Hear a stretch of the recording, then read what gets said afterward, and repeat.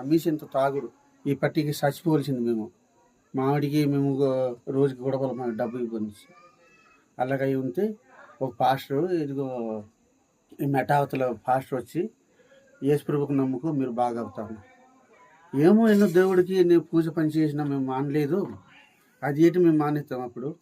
యేసుప్రభు మాకు ఎవడెవడు మాకు తెలియదు అనేసి మరియు రాత్రి మాకి ఉదయం మాకు కళ్ళలో చెప్పింది.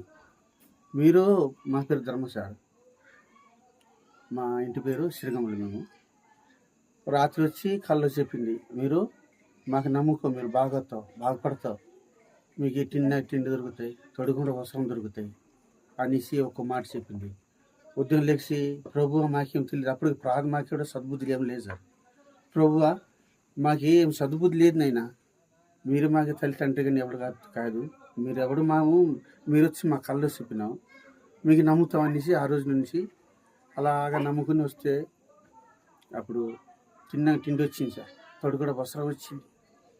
మా అమ్మకి అప్పుడు మేము తాగేప్పుడు మా అమ్మకి చూడడం, మా కొడుకు వాళ్ళు ఎవరు చూడడం, కొట్టుకోవడం తిట్టుకోవడం, అందరు నన్న కంగలి అయ్యి ఈ తిట్లు వచ్చి 10 సంవత్సరాలు అవుతుంది.